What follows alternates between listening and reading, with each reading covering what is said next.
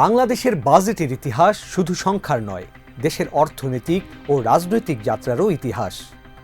১৯৭১ সালে মুক্তিযুদ্ধ চলাকালে মুজিবনগর সরকারের প্রথম বাজেটের আকার ছিল মাত্র ৮,৬২,০০,০০০ টাকা। সেই বাজেটের প্রধান লক্ষ্য ছিল স্বাধীনতা যুদ্ধ পরিচালনা। ১৯৭৫ সালে বঙ্গবন্ধু শেখ মুজিবুর রহমানের শাসনামলের শেষ বাজেটের আকার দাঁড়ায় প্রায় ১,৫৪৯ কোটি টাকা। এই সময়ে মোট ৫টি বাজেট উপস্থাপিত হয়েছিল। এরপর শহীদ প্রেসিডেন্ট জিয়াউর রহমানের আমলে রাষ্ট্রনিয়ন্ত্রিত অর্থনীতি থেকে ধীরে ধীরে বেসরকারি খাতমুখী নীতির সূচনা হয়। তার শাসনামলে প্রথম বাজেট ছিল ১,৮৬৮ কোটি টাকা, যা শেষ বাজেটে বেড়ে ৪,৬৭৭ কোটি টাকায় পৌঁছায়। এই সময়ে মোট ৬টি বাজেট দেয়া হয়। ১৯৮২ সালে ক্ষমতায় আসা হুসেইন মোহাম্মদ এরশাদের শাসনামলে বাজেটের আকার ৪,৭৩৮ কোটি টাকা থেকে বেড়ে ১২,৯৬৮ কোটি টাকায় পৌঁছে তার আমলে মোট ৯টি বাজেট উপস্থাপিত হয়। ১৯৯১ সালে গণতন্ত্র পুনঃপ্রতিষ্ঠার পর বিএনপি সরকারের প্রথম বাজেট ছিল ১৫,৫৮৩ কোটি টাকা।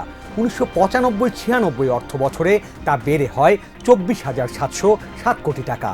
এই মেয়াদে ৫টি বাজেট দেয়া হয়।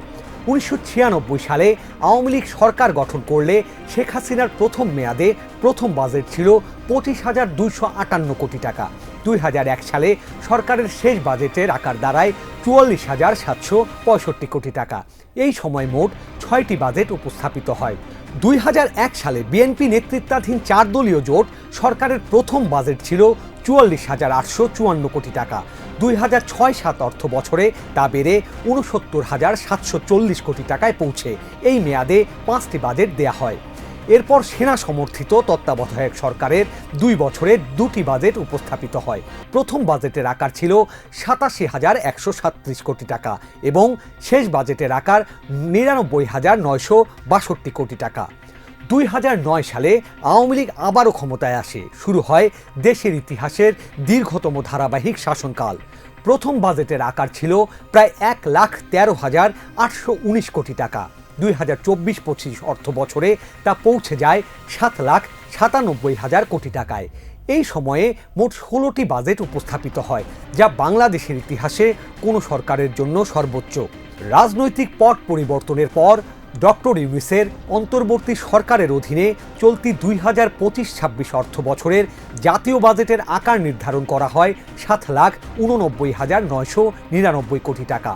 আর আগামী ২০২৬-২৭ অর্থ বছরের জন্য প্রস্তাবিত বাজেটের আকার প্রায় ৯,৩৮,০০০ কোটি টাকা, যা হবে দেশের ইতিহাসের সবচেয়ে বড় বাজেট।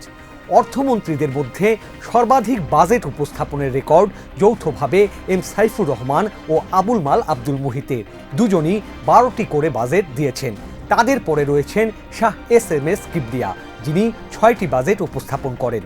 মাত্র ৮ কোটি টাকার যুদ্ধকালীন বাজেট থেকে প্রায় ৯,৩৮,০০০ কোটি টাকার প্রস্তাবিত বাজেটে পৌঁছানোর এই যাত্রা বাংলাদেশের অর্থনৈতিক বিকাশ ও রাষ্ট্রীয় সক্ষমতার অসাধারণ এক দলিল।